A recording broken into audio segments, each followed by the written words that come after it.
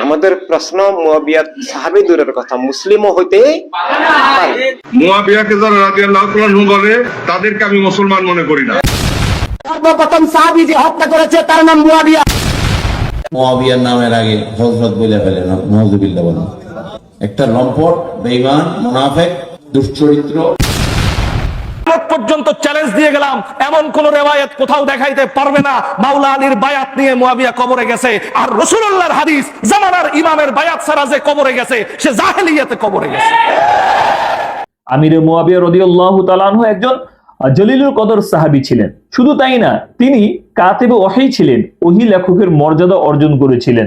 এরকম একজন জলিলুল কদর সাহাবীকে তার সাথে বিদ্বেষ পোষণ করা, শত্রুতা পোষণ করা, তাকে গালিগালাজ করা, কথায় কথায় তার নাম ধরে মুয়াবিয়া মুয়াবিয়া এই ধরনের শব্দ চয়ন করা, তাকে ভর্ৎসনা করা, এটা কোনোভাবেই আহলুস সুন্নাত ওয়াল জামাত সমর্থন করে না।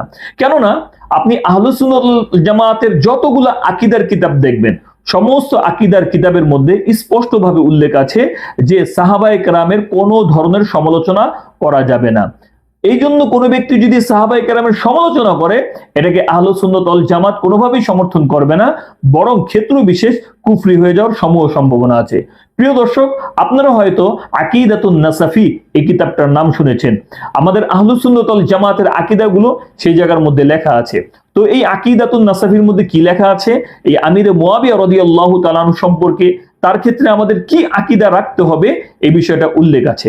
চলুন দেখি সেখানে কি লেখা আছে। ওয়াকাফা আন যিকরি সাহাবাতি ইল্লা বিখাইরিন লিমা ওয়ারাদা মিনাল আহাদিসিস সহিহাতি ফি মানাকিবিহিম ওয়া উজুবিল কাফফি আনিত তা'নি ফীহিম কাকাউলিহি আলাইহিস সালাম লা তাসুব্বু আসহাবি ফালাউ আন্না আহাদুকুম ইন আনফাকা মিসলা উহুদিন যাহাবান মা বালাগা মুদ্দা আহাদিহিম ওয়ালা নসীফা। মঙ্গল বা প্রশংসা ব্যতীত সাহাবায়ে কেরামের আলোচনা থেকে মুখ বন্ধ রাখা, বিরত রাখতে হবে।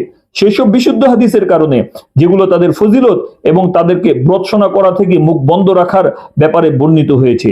যেমন নবীজি সাল্লাল্লাহু আলাইহি ওয়াসাল্লাম ইরশাদ করেছেন, আমার সাহাবীদেরকে মন্দ বলো না, কেননা তোমাদের মধ্যে কেউ যদি উহুদ পাহাড় পরিমাণ স্বর্ণ আল্লাহ তাআলার পথে সদকা করে, তবুও সে তাদের কারোর সদকাকৃত এক মুদ বা অর্ধ মুদ পর্যন্ত পৌঁছতে পারবে না।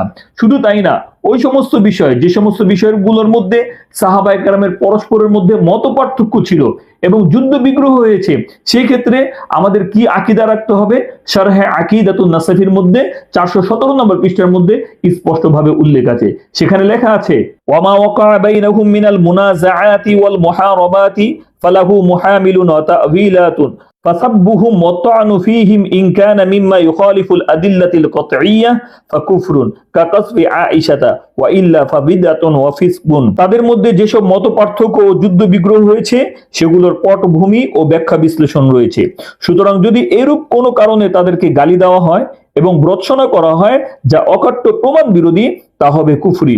যেমন হযরত আয়েশা রাদিয়াল্লাহু তাআলা আনহুকে অপবাদ দেওয়া, নতুবা তা হবে বিদআত ও ফিসক। শুধু তাই না, সেই জায়গার মধ্যে স্পষ্ট উল্লেখ আছে আমিরে মুয়াবিয়া রাদিয়াল্লাহু তাআলা আনহুর ক্ষেত্রে আমাদের আহলুস সুন্নাত ওয়াল জামাতের কি আকীদা রাখতে হবে, একজন মুসলিম হিসেবে কি আকীদা রাখতে হবে, স্পষ্টভাবে শারহে আকীদাতুন নাসাফির মধ্যে উল্লেখ আছে।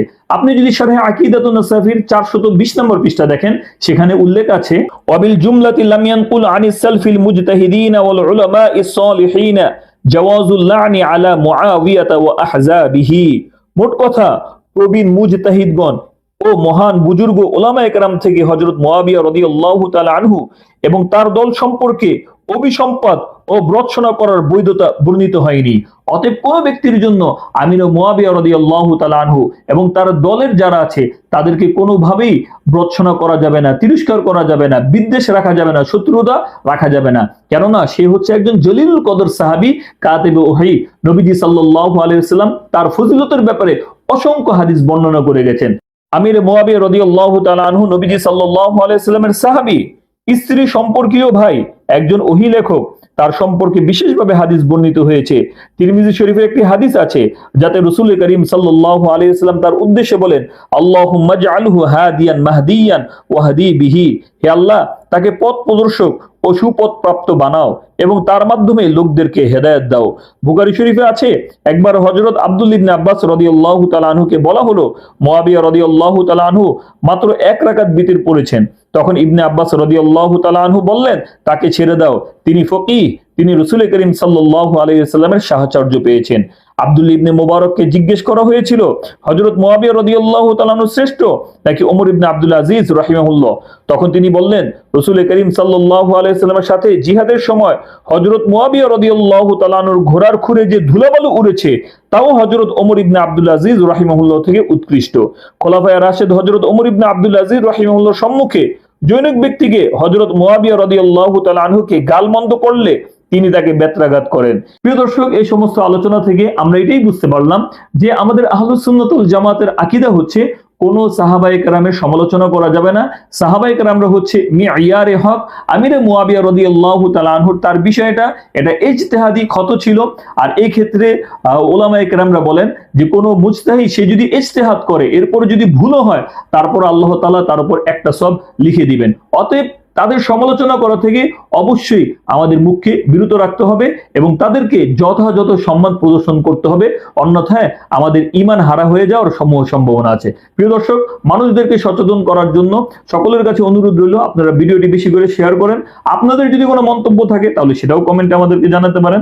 আল্লাহ তাআলার কাছে দোয়া, আল্লাহ তাআলা নবীজি সাল্লাল্লাহু আলাইহি ওয়াসাল্লাম এবং সাহাবায়ে কেরামের ভালোবাসা আমাদের হৃদয়ের মধ্যে বদ্ধমূল করে দিক।